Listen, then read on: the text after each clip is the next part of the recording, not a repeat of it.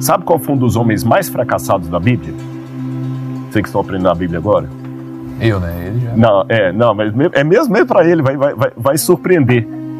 Você é apaixonado por um dos livros dele. Não disse que é Salomão, não. Não Salomão. Vou quebrar a perna de vocês. Puta, aí você ferrou. Sabe por quê? Olha que interessante. Salomão, além de alguns salmos que são atribuídos a ele, Salomão escreveu praticamente 3 livros. O de Cantares, o de Provérbios e o de Eclesiastes. E quando se estuda a trajetória da vida de Salomão, ele começou bem. Tinha crenças limitantes, porque a mãe dele tinha adulterado com Davi. Olha quanta coisa eu pego da vida de Salomão. Primeira coisa que eu pego. Depois em casa, gente, você que está conhecendo a Bíblia, leia a vida de Salomão. Você vai entender muito mais algumas coisas que o Tiago coloca, até o porquê do livro de Provérbios. Leia a vida de Salomão. Vou fazer assim, sem dar spoiler, vou fazer um briefing aqui. O Davi estava no palácio dele, pertinho daqui, ó. Daqui, se a gente estivesse no outro lado ali, a gente veria a região do palácio de Davi. O Davi viu uma mulher tomando banho, que era a mulher de Urias. Davi foi lá, pegou a mulher, levou para a cama, engravidou a mulher, depois ficou desesperado, mandou matar o marido dela e ficou com ela. O menino morreu.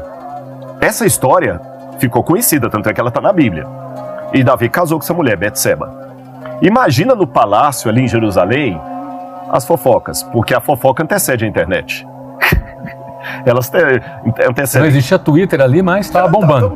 A língua ia. Você entende? Se o anjo Gabriel descesse ele não salvaria da língua dos irmãos.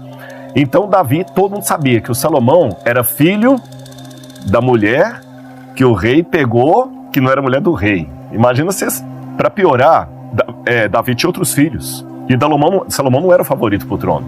Tanto é que Adonias queria se proclamar rei. Olha as crenças limitantes. Mas quando Deus escolheu Salomão, que é uma outra coisa importante para colocar aqui, saber que Deus tem um plano para a minha vida, esse plano de Deus pode ser frustrado, mas ele tem um bom plano para mim. E o plano de Deus não é o único. O que eu tenho que entender é o seguinte: Deus é um pai rico.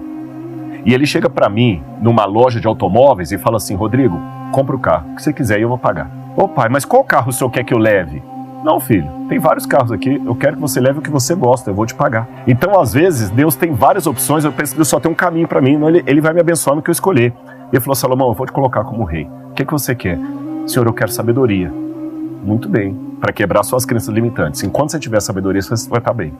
Aí Salomão começou a crescer, escreveu Provérbios, quando ele estava no auge da sabedoria dele. Qual que é a vantagem e a desvantagem do Provérbios? Ele coloca tudo muito bonitinho, arrumadinho, mas só trabalha com ideais. Se tudo der certo, vai ser assim.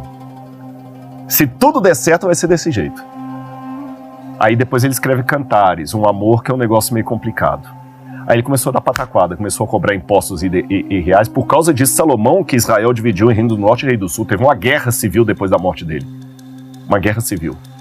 E no final da vida dele, Salomão viu o seguinte: ele errou na dose. E ele viu que as coisas não eram tão perfeitinhas. Aí ele escreve o Eclesiastes. Ele estava meio deprimido. Estava deprimido. Mas foi tão inspirado por Deus como quando escreveu Provérbios. Ele fala assim: tem muita coisa que é correr atrás do vento. É correr atrás do vento. Quando ele fala correr atrás do vento, não é que ele estava jogando fora tudo que ele escreveu em Provérbios, mas agora ele caiu numa outra realidade. Letra A. Nem tudo é tão perfeitinho. Há coisas que saem erradas. Jesus era o homem mais justo que pisou nesse mundo e morreu crucificado. Nem sempre o fracasso significa um real fracasso, porque o cristianismo nasceu de um aparente fracasso. O líder foi crucificado, sem ter direito a um sepultamento digno, como você falou. Um fracasso que virou depois o maior triunfo da humanidade. Quando eu estou com Deus, até o fracasso tem um significado. Letra B. Eu cometo falhas. Salomão cometeu falhas. Chegou à prosperidade e caiu. Não perdeu o dinheiro dele, mas ele perdeu o amor pela vida. Então, cuidado, para não cometer o erro de Salomão, por isso que está aqui. Terceiro, independente das crenças limitantes, mesmo que você seja filho de um adultério, você pode ter um plano de Deus para a sua vida, né? E quarto e último, por que Deus deixou essas histórias de fracassos dos heróis aparecerem aqui? Porque quem escreveu a Bíblia foi o Espírito Santo, usando homens, não foi o pessoal da Marvel. Se a Bíblia fosse escrita pelo pessoal da Marvel, só tinha Wolverine, você entendeu? Mas a Bíblia mostra que os heróis de Deus fracassam. Ora, se os heróis de Deus fracassam e mesmo assim prosperam, então tem lugar para o Rodrigo também, que mesmo nos fracassos, Deus é especialista em reciclagem. Deus é especialista em reciclagem.